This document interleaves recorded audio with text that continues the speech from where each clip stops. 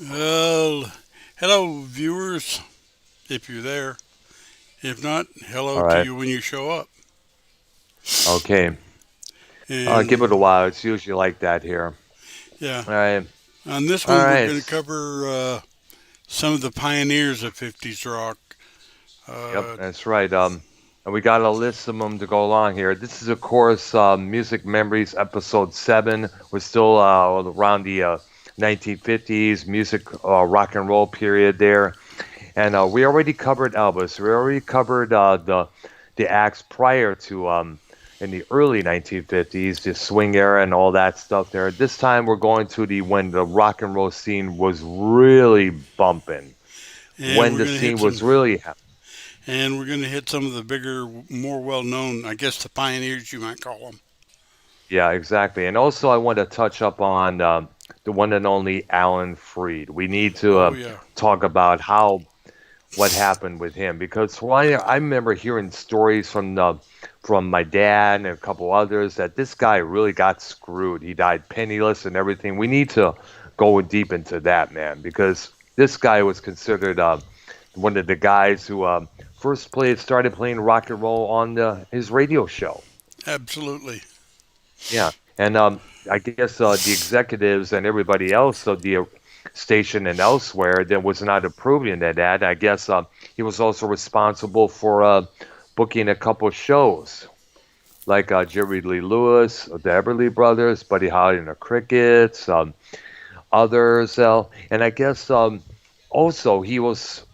I guess we got a deep digger into that. I already have the Wikipedia pulled up right now, so we could take a look at what happened to him and how he got fucked over the way he did. And it's just, it's sad that he apparently died, as I mentioned, died penniless, died broke as hell, Yeah, and just was not right. no, No, and also, let's see if we got here. Also, let's not forget the movie American Hot Wax, which the subject of that movie was this particular concert of Bill and all these acts, and the main one they were trying to get as a headliner was Jerry Lee Lewis. right. And of course, Lewis himself made an appearance in that movie doing his lip syncing set there. That's how it was done back then in movies. So let's get jump into it, shall we? Okay, well, the first one I got on my list is the Everly Brothers. They Yep, had Phil and quite Don. quite a few hits. The Uh, Phil, yes. I Wake got up, a little list. Susie. Yeah, well, I got a list here. I kind of wrote some of Which this out Simon for a and change. Garfunkel, yeah. Which by the way, they also did one of the original. They did the original "Love Hurts," which would later be covered by Nazareth, Cher, Jim Capaldi, and a few others. Roy Orbison, I guess, even did his version Yeah, there. yes. Yeah, and we know this song, like one of the most what recognized, rock and roll ballad of all time. And of course, Phil and Don, of course, of course, you remember Erin Everly. I guess it was Phil or Don's daughter. She was briefly married to Axl Rose of Guns N' Roses for a few years there during the when the heyday of Guns N' Roses there, and until Axl decided to dissolve that marriage there. And I got a little definitely the story to detail later on as we get to later on while we're on the subject of the Everly Brothers of what their former drummer um, Steven Adler, the ex Guns N' Roses drummer, almost killed her. Wow. Believe it or not. Yeah. If you do, you want me to, I'll let you. I was going to let you dig in into the Everly Brothers there, unless you want me to tell this story now. Go ahead and then I'll follow up. Yeah, but what the deal was is that Aaron Everly, as you know, was married to Axl Rose, the frontman and lyricist for Guns N' Roses. And apparently, they were married for a couple of years there until Axl decided to, I guess, what they call annul the marriage for a couple of reasons. I guess one of the issues was Axl wanted to have a child, and Aaron Everly was like, "No, I don't think so. It's a little too soon yet." blah blah blah. And Axel being the persistent, the stubborn fool that he was. Apparently, what it was, I guess he got some sort of a massive squabble or some sort of fight or whichever there. And I guess as a way of getting back at him, Aaron Everly decided to sleep with Steven Adler, GNR's drummer at that time. Now, they did that, and immediately afterwards, according to legend, he apparently shot her up with a drug now known as the speedball, which is a mixture of heroin and cocaine. You may remember that's the same particular drug that took out John Belushi back in 1982. Axel found out about this. First, he was forgiving at first, but then again, he decided to fire Adler for what he did. I mean, come on, Adler, you almost killed his wife there. Come on, that's unforgivable. That's the same as sleeping with your bandmate's fiance, which happened in the band Poison a few years later on. Well, and of course, you I mean, got come on, man. Fleetwood Mac, and they were all playing around with each other.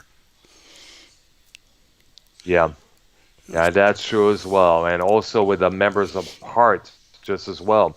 Is your voice coming through, Arky? Your voice sounds a little bit distorted for some reason there. I just noticed. Oh, maybe it's just me. Oh, All my okay. settings Maybe seem to it's a be good. connection or something like that. All right, and there's no thing saying we have a poor connection, so it must be the mic or something like there. We don't know, but at least we're able to hear each one another. That's the important thing there. Right, and it just might be me. So now we haven't heard or seen Erin Everly since she was let go from Axl Rose, but who knows? She's probably living a better life because a couple years later, around '93, she detailed how physically abusive Axl was to her. Which that actually doesn't surprise me, but Yeah, of course, but of course, then you got to remember Axl himself came from an abusive household. So when right, you come from an environment like that, you're going to repeat the same thing because that's what you grow up learning. Whether it's learning foul language or certain words you're not supposed to say, such and such and such. You'll learn from what you see. Now, I guess Axl, for I understand, has gotten some therapy for also the sexual abuse he got as a kid as well. So I guess he may be better and all well now, which probably explains why he was late to all those GNR shows back during the Use Your Illusion or Get in the Ring motherfucker tours around that period afterwards. yeah. Yeah. So hope Aaron is okay. I guess one of them died, I guess, of the Everly Brothers. Was it Phil or was it Don or I guess? I'd have to look that up. I'm not sure, but I'll do that as well right now. okay. Well, I'll go ahead and go through my string of songs by them. First one I Okay. have here is All I Have to Do Is Dream, which covered Yes. that one in my group too. And Bird Dog, Problems. They did Devoted to You, which later I think James Taylor and Carly Simon did. Till I Kissed Yes. You. And they were the first one to do Love Is hmm Strange, which is covered by a lot of people. Then you mentioned Wake Up Kathy's Little, Clown, that song there. yeah, Bye Bye Love, Wake Up Little Susie, as I mentioned. Yep. Let It Be Love Me, Hurts. And also, yes, and Kathy's Clown. yeah, When Will I Be Loved, and Walk Right Yep. Back, which was covered Yep. by quite a few people too. Yep. And that's all I have on my list, but I'm sure I missed a few. Yeah. And let's not forget the Everly Brothers got back together back, I guess it was in 1986, I understand. They signed with Mercury Polygram Records. I guess their record was, let's see, I guess, let me look at it, Yes, 1986. I think so. Yeah, it's funny because Yes. they both broke up because they thought they could do better without the other one, and neither one of them did anything. Yeah. I guess what it was is that, from we understand, from I'm just reading apparently Phil Everly came on stage. He was drunk off his ass. He was slurring his words, mangling the words to Kathy's clown.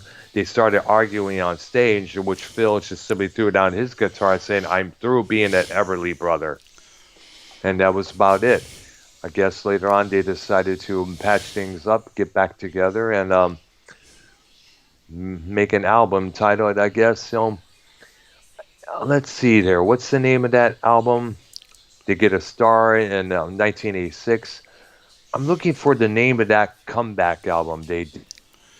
I'm not even sure This was what. produced by Yeah. either a Tom Petty or no Tom no comeback in the 80s. There, I'm looking up. Yes, comeback. Yeah, they reunited in since 1983. It was 1983. It was Okay. they first reunited. The album was it was their first show together after 10 years of not speaking with one another, and it was also featured, a guitar player named Albert Lee who worked it with Eric Clapton's album Money and Cigarettes back in 1982. I guess they had comeback album. I'm looking for the name of that comeback album. Forgot it. I remember the song was named "On the Wings of a Nightingale." That was heavily played on soft rock stations and on the old VH1 channel there. I cannot remember the name, but I think it was Dave Edmunds, who was a solo artist and a member of the Project Rockpile Right. years earlier. I think he produced that album. And God knows, I'm still looking there. And of course, Phil died at the age of 74 back in I forgot what year it was. I think it was in 2005, if I'm correct there. That sounds about right. And if Yeah, Don's and still it was alive, a that's kind long. of surprising. Yeah, it was. I know he was like more is. I mean, I know he's in deep still in sorrow because remember that was his songwriting partner. That was his brother. He was family. Right. And sadly, Phil Everly, as we know, died. It was a long battle with what it was lung disease, Mm. basically. You know, I know. You know, apparently the friendship between both Everlys that Albert Lee had with him helped bridge the difficult divide to make the 1983 reunion show happen. Once the duel was up and running again, he didn't. He says he didn't spend much time on internal military role, I guess it was called. An They, I guess, intermediary. Yeah, I know. yeah, mediarity. Yeah, thank you. Yes. Hmm. So, as we know, the Everly Brothers were one of the good pioneers there. They sing out some damn good songs, and they definitely deserve a huge acknowledgement on this program. Right. Uh, Fats Dynamo, he's another one. He's saying, "I found my thrill," which we all know. Uh, Richie Cunningham on the show Happy Days. Yeah. And of Next course, guy. we got to, yes, and we also, go ahead.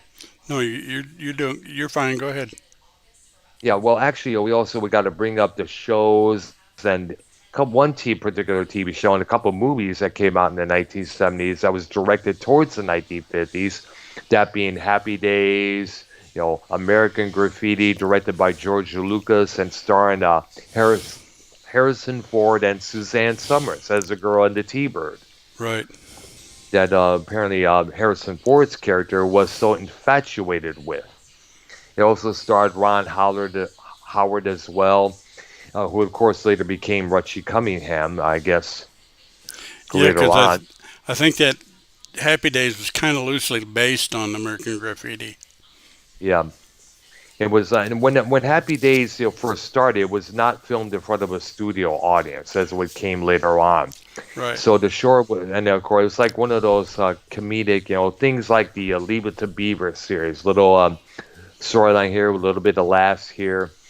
And that's when they decided to make it to a regular sitcom film in front of a studio audience, that's when the show really took off, along with the help of course, Henry Winkler, aka Arthur Fonzarelli, Fonzie, as we all know. The guy was like everywhere on posters, TV, interviews, you name it, kids magazines, teen magazines, you name it.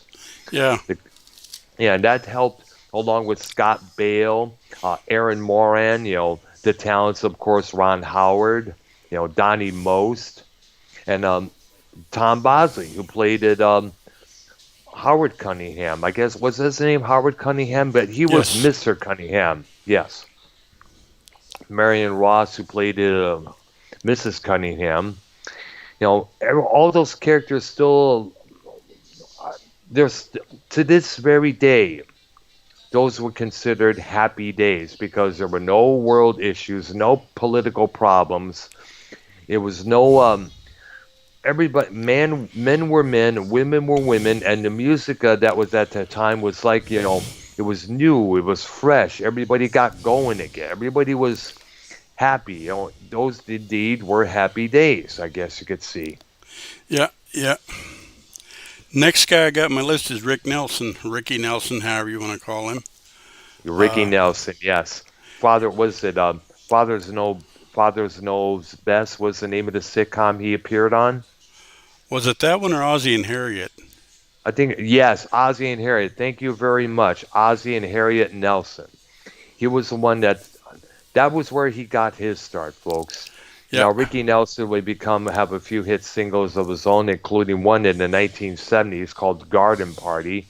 Of course, he would later be the father of Gunnar and Matthew Nelson, the Nelson twins, who later became just simply Nelson. You remember that song, that album "After the Rain" from 1990? Right.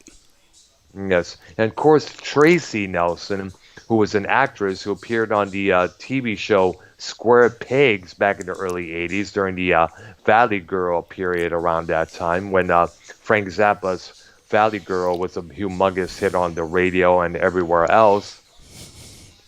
And you believe it or not, which by the way also starred Sarah Jessica Parker on that program, by the way. Right. And believe it or not, I used to watch that show just for Tracy Nelson. I had a massive ass crush on that girl, believe it or not. She still looks good today, by the way, I should say. Yeah. Yeah. Well, among the Nelson songs were "Fools Rush In," "It's Up to You," Hmm. "Traveling Man," which was big, "Hello Yep. Mary Lou," "Goodbye Heart." Was this the same Traveling Man that Bob Seger would later do for his album Live Bullet? No, different. Okay, because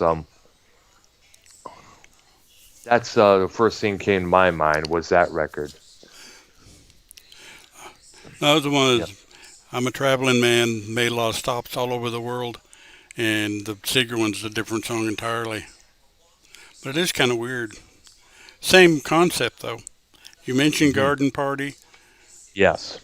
then "Poor Little Fool," Yes. "It's Late," "I'm Walking," "Yes Indeed I'm Talking," Oh yeah.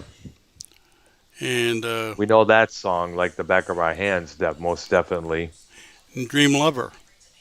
Those are the ones Wow. that I got, but I'm sure there were more that I missed. Yeah, maybe so, yeah. Of course, Buddy Holly and the Crickets, we know those songs. We were discussing them not too long ago. A native of, guess, Lubbock, Texas. Yeah, in One fact, I think he's yeah, buried there. Well, yeah, I know. His hometown of technically Texas, he's buried there, but you know. Yeah, got to get. Since I live in Texas, I've been living in Texas since 2014. I should definitely give a huge acknowledgement to the musicians from the Texas area, including Pantera, Buddy Holly, ZZ Top. I hope I hope someday to run into ZZ Top because was a big fan of Eliminator, their album Deguendo, a couple Yeah, other songs they did. Definitely and Blood Rock was from Blood Rock. Fort Worth, I believe. Oh yeah, Blood Rock, and also oh yeah, got to mention this guy, James Rivera. I think I mentioned this man before. the front man of the group, the metal band Hellstar. They've been together since 1980s. Right. Yeah, I remember running to him at the concert pub on up near the Houston area there, because that was last year. It was a thing called a tribute to the Scorpions that he was doing there. Oh wow. Yeah, nice. Yeah. Well, some of the Buddy Holly songs I've got written down are, and a lot of them were covered. Is Yes, "Raining in My Heart," which I think was among one of the last ones he did. yes, "It's So Easy," which was a Ronstadt cover. yes. We know we gotta give it up to Ronstadt. I guess, there's a documentary coming out on her. I guess. Wouldn't surprise me. Yep, yeah, Then he did "Well, All Right," "It Doesn't Matter Anymore," "Peggy Sue." Peggy Sue got married. yep, "Love's Made a Fool of You." "True Love Ways." That was covered by Peter and Gordon. yep, "That'll Be the Day," covered by lots of people. yep, "Oh Boy." "Not Fade Away," which the Stones covered. yes. Uh, It's also, we gotta mention, a lot of the artists that we are talking about helped played a big part in the British invasion in the following decade there, the 1960s. yep, Yeah, including the Stones, the Beatles, the Yardbirds, the Kings, a few others as well. right. Then he did "Maybe Baby." Uh, "I'm Gonna Love You Too," "Every Day," and another one that the Beatles covered, "Words of Love." Yeah, Those were main, a lot of Buddy Holly songs, but yeah, as coming from memory, I know I probably forgot some. yes. Of Then course, go ahead. just say then we can move on to Roy Orbison. Oh yeah, But if I you had think we another, know we mentioned. but you had another point We, about Buddy Holly, let's get it. yeah, another point. Of course, we all know Buddy Holly was no longer with us, so thanks to that plane crash in February of 1959, Right. along that took his life, as well as Richie Valens, one of the first pioneer Latin rock and roll artists out there, years before Carlos Santana, And War, the and a Big few Bopper. others. Yes, Big Bopper, J.P. Richardson. And he was the one who coined the phrase, "Hello, baby." Chastity Lane, one of his big hits there. And was it that flight that Waylon Jennings was supposed to be on and Yeah, missed the it? story. Yes, what it was is that they decided to take the plane, all three. Waylon Jennings, decided to take a motor vehicle all the way to the next gig, and I guess what it was is that they jokingly said, "I hope your bus crashes." Oh yeah, and where Jennings would reply, "Yeah, I will hope your plane crashes." Ha ha ha. And of course, eventually the plane did crash, and it took how many years for Jennings to get over saying that little joke there, because nobody expected that to happen. And obviously not him either, or he wouldn't have said it. Yeah, it was never meant. It was a so simple little joke that sadly turned into an actual tragic event. And I guess you know it's like the same thing. If you're feuding with somebody and you say, "Oh, I hope somebody shoots your ass," and they find out that later on they get shot in real life, you're gonna definitely hold that against you for a long time there.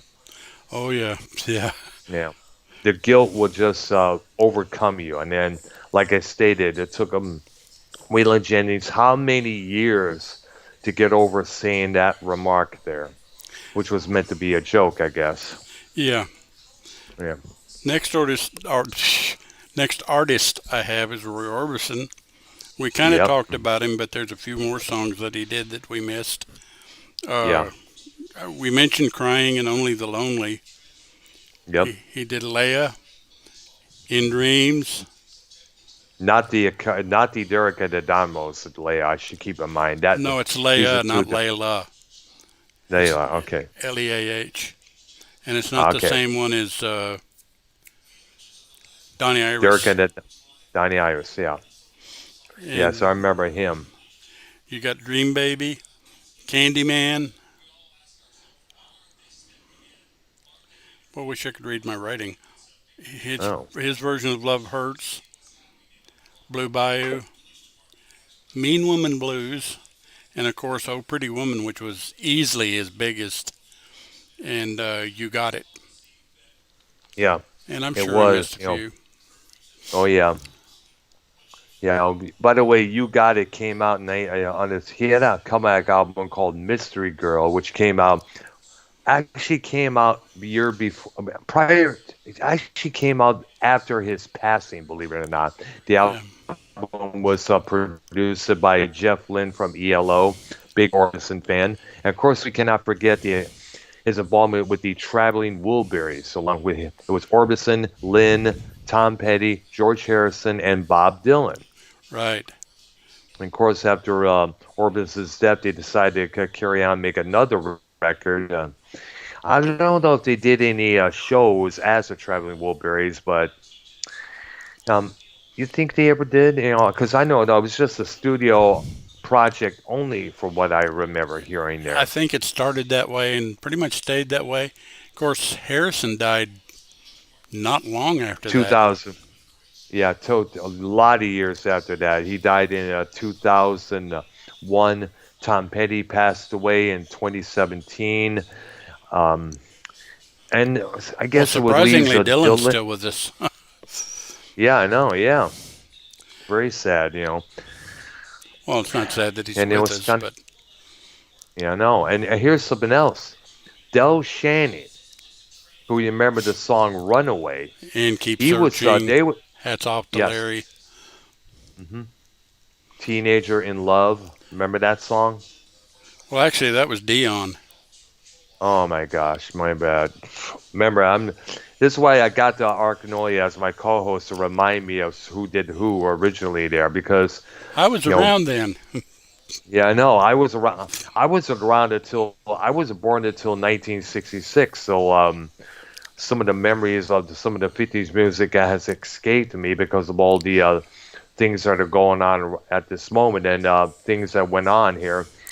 You got to remember that. So if I'm a little bit dense, folks, here, you understand why. And of But course, my Del, memory will fail me just because it's one of the things that happens when you get older. yeah, and as I was going to say, Del Shannon was some. Apparently, he was considered to take Roy Orbison's spot in the Traveling Wilburys. Of course, we don't know what kind of name he would have given. They had nicknames like gimmick names like Otis Wilbury, John Wilbury, you know, that kind of thing. They're the same thing that the Ramones had going on there. Yeah, yeah. Mhm. Next guy I got on my list is Chuck Berry. Oh yeah, the father of rock and roll. We all know his songs like those, like Maybelline, Johnny B. Good, Roll Over Beethoven, and Carol. all the greats. Carol, of course, you know, School Days, Almost Grown. I mentioned that one record that my dad had in his collection called Twist, Right, and it was a compilation of all his good songs there. And of course, I mentioned one of my favorites, Maybelline, which kind of like right. deals with the oh yeah, we can't forget that one song, you know, Come Home, I think it was. I think if I remember, Come because home. it's Come Home. I'm kind of trying to remember that. I remember hearing that. I remember seeing a clips of that song being performed in the documentary Hail, Hail, Rock and Roll, Hmm. and that came out 1987. And I guess the story was that I guess Keith Richards of the Rolling Stones was a big fan, and I guess he wanted to. Keith wanted to say hi to Chuck Berry for some reason backstage at a show. I guess it was Berry and the Rolling Stones together, for what I understand. And I guess for some reason, Chuck Berry beat the living crap out of Keith Richards, gave him a black eye and everything. Huh. That's kind of strange. I hadn't Yeah, I heard that remember story. reading. Yes, I remember. Yes, he I guess what it was is that according to Keith, he had Barry had this chip on his shoulder, and I guess Keith, almost knocked it off. Wow. And I remember he was also talking about it in a magazine interview back in 1981. And I guess he later on saw Chuck Berry later on and left a note in his guitar case saying, "Thanks for the black eye, Keith." Wow. And he also did Back in the USA. Yep, which Uh, Ronstadt covered as well on right. her album with the same name. That Rock and record, roll by the way, music, was, yep, which the Beatles and the Beach Boys covered. yeah, absolutely. No Particular Place to Go, which that was one of my I remember favorites. that. Yep. Nadine, Hmm. which was covered by a group that you may or may not have heard of, Southwest FOB. Mm.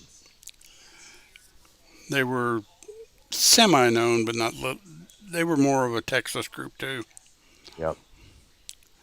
Then I got Sweet Little 16, which when we talked about that one before, we mentioned that the Beach Boys song "Kurt Surfing USA" pretty much took it note for note with different words. Yeah. And then we had "Reelin' and Rockin'." Yep. Oh yeah, Uh, which you mentioned George Thorogood and the Destroyers did an awesome live version of. I remember hearing that on the radio a few times. He and was a big player in his career there. Chuck and Berry was. the Dave Clark Five covered that song. Yep, absolutely. Now I think you mentioned Memphis. Then we got "Around and Around," which the Stones covered, Yep. and one of the ones that later in his career in the live Londonderry session songs was one little Hmm. ditty he called "My Dingaling," which I guess you can Wow. figure out Yeah. what that was about. Yes, I remember. Yes. We may get into that again when we cover novelty tunes, because that was definitely a Yes. novelty tune. But yeah, that was a fun little song. Oh man. Yeah, and Hunter You know what? Dvorak made a point in the chat, which he's right. Hmm. Without Chuck Berry or Little Richard, there wouldn't There really would be no be. rock and roll. Yeah, and he's Yes, right. and we also, yeah, so we also give credit to Bo Diddley, who we also just mentioned in the chat as well. Bo Diddley was a big player in the rock and roll scene there. John Lee Hooker. I'm a John Lee Hooker, yes, absolutely. If we can name all the all the blues musicians out there that influenced the British music scene there, it would be endless. Oh yeah. I mean, yeah, In fact, a lot of them were never well known, except that the British musicians, for the most yeah, part, yeah, kind of brought them forward. yeah. And it was just, I remember seeing this cartoon in a magazine that I used to read back in Michigan called Cream, CREEM, that Right, was I based remember that out one. of Michigan. Yes. And they pretty much had a little article about it, and they had a little cartoons saying boys in a record store, British boys.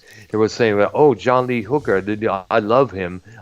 Ray Charles, yes, I love him. How about I'll be over by the Chuck Berry records over there." And a few years later, the same boys are playing in a band, and they're singing something that's very familiar, which is actually Chuck Berry tunes there. That pretty much sums up how massively big the R&B scene and the blues was, how massively huge the scene was over in England, how much they influenced the young lads over there to pick up guitars and start playing tunes. One of them, of course, was Jimmy Page. Yeah, and Hunter Dvorak just mentioned Muddy Waters and Howlin' Wolf, and that's another couple of them Yes, that were. another. Absolutely. I remember there was a live album that the Rolling Stones did called Love You Live, and they did it was I guess it was a club performance that they recorded. I guess the Stones often do club shows before they head off on their world tours. There, I guess it's a Right. tradition of theirs. And one of the songs they covered was, of course, "Managed Boy" by I guess Muddy Waters. Yeah, in fact, if you examine the Stones albums, all through, especially early, was all Yeah, kinds of covers of yeah. The old early R and records B. that the ones that came out on London Records back in the '60s before they decided to create their own record label titled, of course, Rolling Stones Records. Right. Mhm. But yeah, So you're right. It's a lot of their early stuff. They covered a lot of things, not just R and B, but Buddy the Holly. Beatles as well. The Beatles as well. They did Little Richard. They did Chuck Berry. They did a couple others. I guess the song Kansas City was recorded by somebody else whose name escapes me. I know it wasn't Wilbert Harrison because that was a different Kansas City, Okay. I think. Yeah, It was definitely a maybe different so. version. I'm thinking so. I'm thinking of the song that was. I'm thinking of the version that appeared. Basically, I had a compilation from the Beatles. It was my very first vinyl album. It was a two-record set of simply their rock and roll stuff there. Of course, later on they would put out a That, compilation of their love ballads, simply called Love Songs. yeah. Well, that's one Yeah, you were just talking about. Sounds like 1962 to 1966. yeah. That was No, a this double was a set they different. had. That Yeah, but that was the red record. I'm speaking of that. It was a different album. It was simply called oh The Beatles Rock and Roll Music. And when it was given for my birthday when I was about 11 years old. And at this point, I was really starting to get into the Beatles big time, thanks to the cartoon series yeah, that syndication TV was playing in the afternoons on the weekends. So I was like, holy cow. Not only did I dig the music, the instruments, and the suits that they were wearing at that time, I was way into that, man. yeah. Yeah, Well, we'll cover that for sure when we do our Beatles show because there's a absolutely. lot of material there. A lot of details on the Beatles we need to discuss. It'll probably have to be a 2 hour show when Well, you think about it. it's starting to look like it because if you just cover their early career before Sergeant Pepper, that Yeah. alone is probably going to take an hour. And then when you hit Sergeant Pepper, Look out. you And got after and Sergeant Pepper, hereafter, Magical and Mystery, the White the- Album. You know, yeah, the Abbey Road, Let It Be, the issues between them and EMI over the record label that they were supposed to be running. right? No, we got to dig deep into that in the future there. Yeah, that and there'll probably be anybody looking for it. I'm going to say probably a week to 2 weeks away. Yeah. But it kind of depends on how deep we go into some of the other stuff we cover before we get to that. Because that's basically Yes. part of the British invasion. And of course, we've Yeah. got to touch the British invasion before we get into them. Either Yes. that or figure it out whether we do the Beatles first, then the British invasion, or vice versa. I think it was the Beatles first, then the British invasion. They came afterwards because afterwards, all these British bands figured if the Beatles can make it in America, so can we. Yeah, and then we were flooded. I mean, we could spend an hour talking about the various. Massively flooded. The Kings, Herman's Hermits, um, the The Rolling Who. Stones, the Who, and so many groups out there that were probably never known, but still deserve acknowledgement. Oh, yeah. There was some of them that actually never really did anything over here, but we found out about them later. We'll get into a Yes, few of those. Um, correct. and then, see, was there anything else about the 50s we wanted to talk about? Yeah, Alan Freed. Oh, Alan yeah. Freed, Yeah. as we mentioned. Then we got to discuss this. Louis. I got the Wikipedia on this guy. He was like one of the pioneers of the rock and roll DJs there. Apparently, what it was that in 1958, Freed faced this big controversy in Boston when he told the audience, it, quote unquote, it looks like the Boston police don't want you, the kids, to have a good time. And as a result, he was arrested and charged with inciting to riot.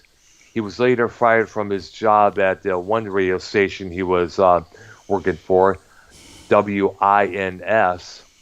Now, his career ended, and sadly, when it was revealed that he had accepted payola, which was basically payments from certain record labels to play specific records. The original pay to play Right. type of deal. Essentially a human jukebox. Yeah. And it was a practice that at that time was highly controversial. There was also what it was called a conflict of interest, that he was taking songwriting co-credits, notably on the song Maybelline by Chuck Berry, who we mentioned earlier, which entitled him to receive part of a song royalties, which he could help, increase by heavily promoting the record on his own program in another example. Right. Right. Also, excuse me, also, one of the members of a band called the Moonglows, I guess it's Harvey Fuqua, I think it was. It's spelled Fuqua, I guess it says. Yeah. Yeah. And he insisted that Alan Freed's name were not merely just credit on the song called Sincerely, that he actually did co-write, which would still be I guess in the parentheses, which also could still be a conflict of interest for Freed to promote. Right. Now, Freed lost his radio show at WABC, and he was fired from the station altogether in November of 1959. He was also fired from his television show, which at the time continued with different hosts. In the 1960, payola was made illegal, and in 2 years after that, he pleaded guilty to 2 charges of commercial bribery, for which he received both a fine and a suspended sentence. Now, Freed, as you know, died as later in his later years. I need to bring this up here because this is kind of sad here. Because of the negative publicity from the payola scandal, no prestigious radio station would employ him. He Right. later moved to the West Coast in 1960, where he worked on the KDAY in Santa Monica, California. 2 years after that, they after the station refused to allow him to promote rock and roll stage shows, he moved to Miami, Florida for this other radio station, but that association lasted only 2 months. Wow. During 1964, he returned to the Los Angeles area and worked for a station called KNOB, KNOB. Now, he died in Palm Springs, California in January 1965 from urethra and this issue here that was brought on by alcoholism. He was 43 at the time. He was initially referred to the, I guess it was the Ferncliff Cemetery in Hartsdale, New York. His daughter-in-laws carried his ashes to the Rock and Roll Hall of Fame in Cleveland, Ohio. And in August of 2014, the Hall of Fame asked his son, Lance Freed, to remove the ashes permanently, in which he eventually did. The Freed family interred his ashes to Cleveland's Lakeview Cemetery beneath a jukebox-shaped memorial Wow. bearing out Freed's image. Well, that's kind of a shame that basically the guy that championed and really pushed rock and roll would have that kind of a legacy. I know, yeah. And of course, at that time, before it was made illegal, I guess, payolas was one of the things going on at that time. We pay you to play this record. We pay you to play that record. We pay you this. But at that time, that was one of the main things they had to do to get the artist's songs played. Yeah, because most people weren't playing them other than Alan Freed. Exactly, yes. So, but that back then, it was one of the things they had to do. Right. Right. And it also brings up something else that I remember hearing in a book about Frank Sinatra. That was written by, you remember the author Kitty Kelly? Yeah. Remember the book she wrote about, All Blue Eyes, titled His Way? There was a method where all the girls were paid about $5 by this person, that agent, or that person, so they could pretend to faint, give, to make the artist look good, to make all Blue Eyes look like a god amongst the ladies there. Yeah, it was just kind of ironic because, as far as I know, they weren't paying anybody to do that to the Beatles. It was just what they Yeah, I were know. doing. Yeah, they did it on their own. They made the girls swoon and cry on their own selves there.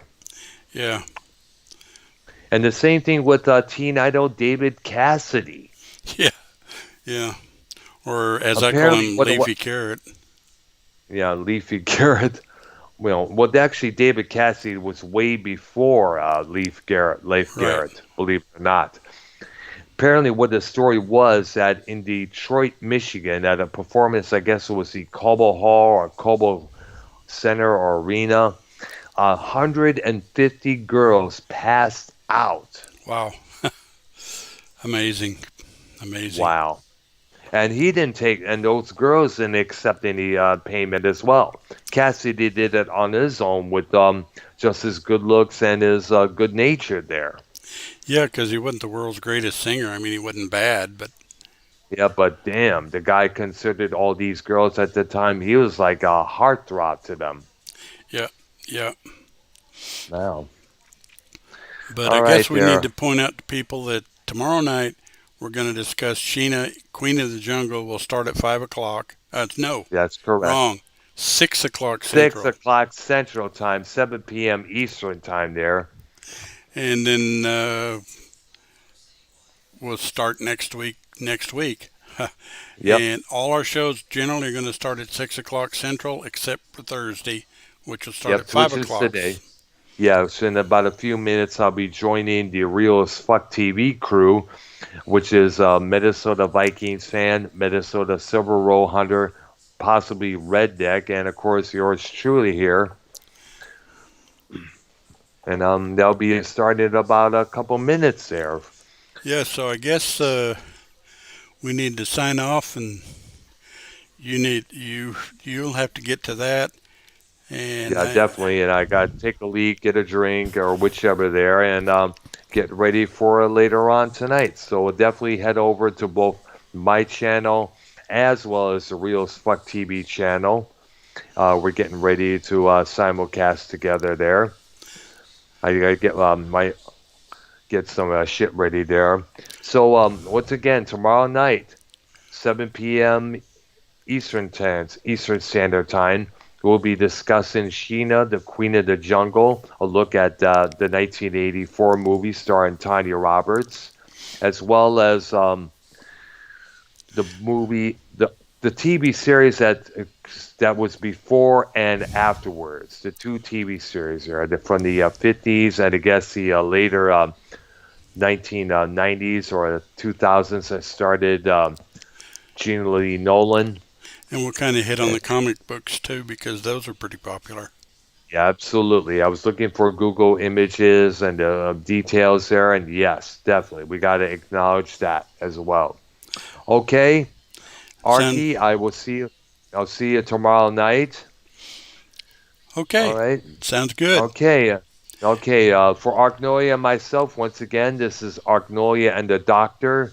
Episode 7 of Music Memories. We'll look at the 50s. All right. Sounds Arky, good. We'll see you I'll guys see you later. tomorrow. All right.